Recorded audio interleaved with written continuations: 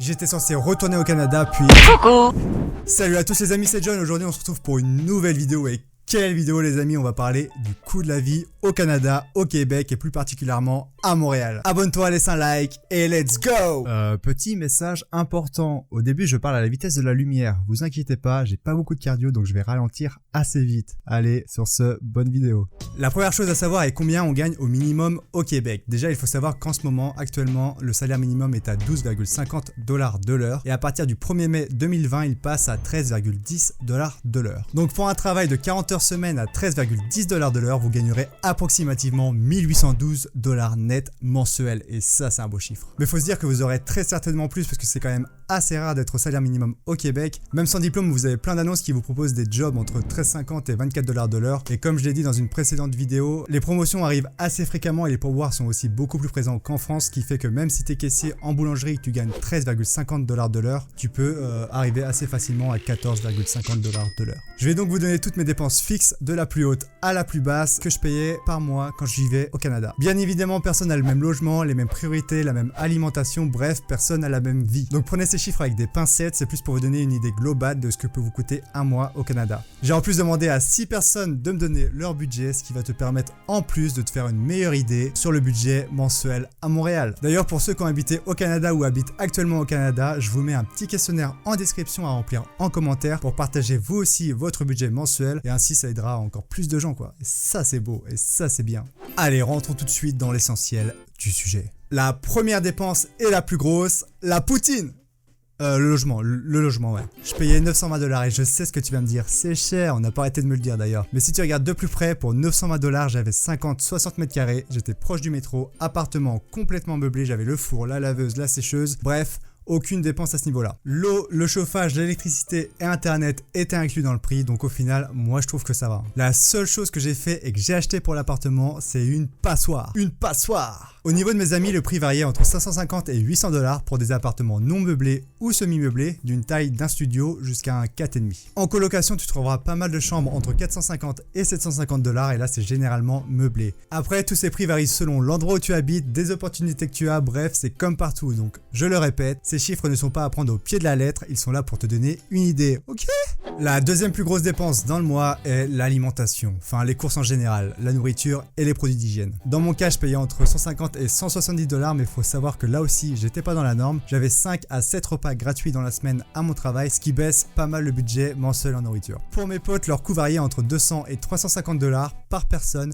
Tout dépend en fait si t'achètes de la viande, si t'achètes beaucoup de gâteaux, bref, en vrai ça peut vite grimper donc fais quand même attention. Concernant la troisième dépense, le téléphone, j'avais pris un forfait free en France qui me permettait d'avoir 25 Go d'internet au Canada et surtout SMS appel illimité vers la France. Ce forfait me coûtait 19,99 € par mois, soit 30 $. C'est quand même assez cher pour un forfait français, mais il faut savoir qu'au Canada, les forfaits varient entre 40 et 95 $, voire plus.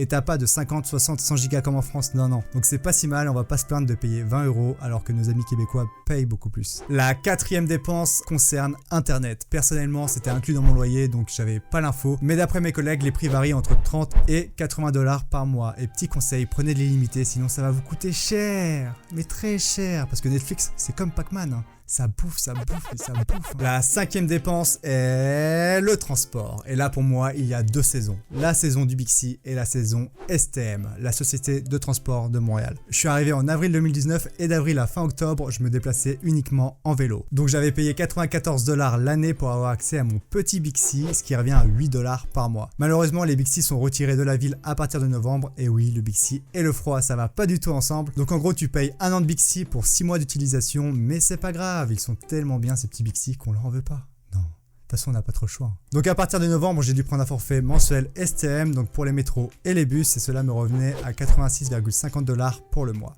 On arrive maintenant sur les dépenses les plus basses. Le coiffeur, 25 à 50 $ par mois, parce que oui, j'ai les cheveux qui poussent, mais à une vitesse, ça pousse hyper vite, et si je les coupe pas toutes les 2-3 semaines, je deviens Jackson 5.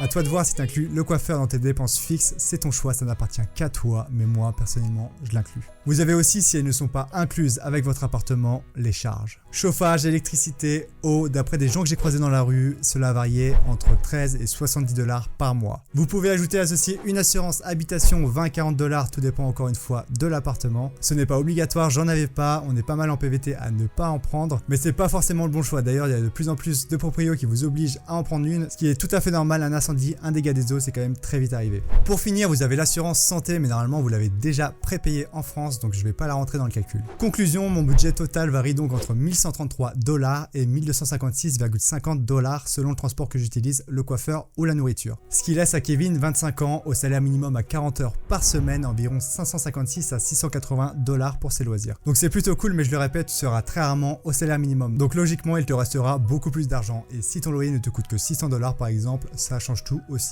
Bref, si t'as déjà vécu au Canada, pense à remplir le petit sondage en description, mets un petit pouce bleu, abonne-toi à la chaîne, allez on se dit à très vite, ciao. Yeah, too many people be calling my phone, but I never be picking it up. Got everyone that I need in my circle, I never be going and switching it up.